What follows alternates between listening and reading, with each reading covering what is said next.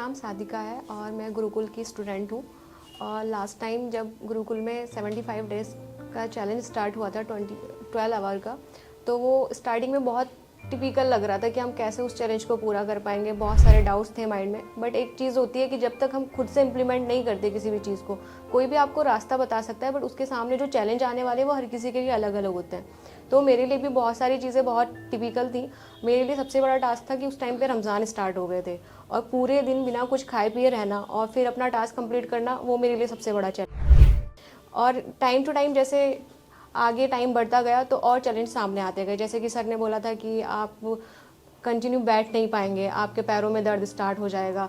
और last time पे stage ये आ गई थी कि हाँ, ऑल टाइम हमारे पैरों पे स्वेलिंग रहने लगी थी।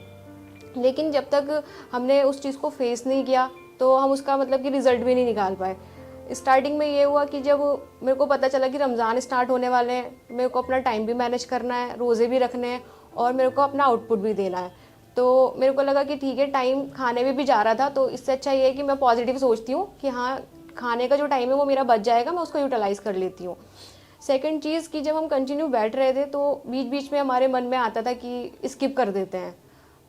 3 बजे तक हमारा नॉर्मल शेड्यूल रहता था, क्लासेस वगैरह रहती थी, लेकिन जब हमारा खुद का शेड्यूल आता था तब हमें बहुत ज़्यादा टिपिकल होता था कि हम कैसे इसको फेस करेंगे। तो उसमें सर ने एक बहुत अच्छा इनोवेशन कर रखा है, गुरुकुल डायरी। तो उसमें क्या होता है कि हम एक दिन पहले ही उसमें अपने टास्क सेट कर लिया करते थे, तो हमें पता होता था, हमारा मेंटली हम प्रिपेयर होते थे, हमारा माइंड भी सेट होता था कि हमें नेक्स्ट डे क्या करना है और कितना कितना टाइम हमें कहाँ देना है। तो कहता है ना कि हमारा दिमाग हमारे साथ सबसे ज़्यादा खेलता है, तो हमने उसको बिल्कुल सेट कर दिया था कि नहीं, हमें नेक्स्ट डे ये करना है, इस टाइम पे ये करना है। तो कभी हमें लगता था कि नहीं, हमें स्किप करना है, तो वो डायरी जो होती है हमारी गुरुकुल की, वो हमारे लिए एक मोटिवेशन का काम करी। सेकेंड चीज़ मेरे लिए, सेकेंड चैलेंज ये था कि मैं कभी चेयर पर नहीं बैठ पाती थी।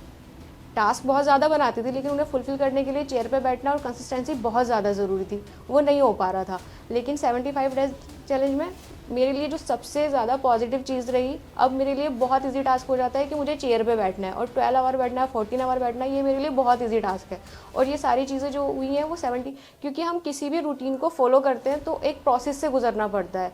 वो किसी भी चीज़ के लिए हमें प्रोसेस बहुत ज़्यादा ज़रूरी होती है, और 75 डेज़ का चैलेंज जो रहा वो एक हमारे लिए प्रोसेस का रहा कि हाँ ठीक है, अब ये चैलेंज आ रहा है, अब ये चैलेंज आ रहा है, अब ये चैलेंज आ रहा है। एट द लास्ट ये हुआ कि हमने उसे कंप्लीट किया, और कंप्लीट करने के बाद जो सेटिस्फेक्शन था वो बेस्ट था, क्योंकि हम इतने कॉन्फिडेंट हो चुके थे। और अब हमारे लिए सिर्फ एक चीज़ थी कि हमें टास्क क्या बनाने, कितने डेज़ के लिए बनाने, कितने मंथ के लिए बनाने, बस उसको फुलफिल करना था, क्योंकि हमें पता था कि हम सिटिंग कर लेंगे।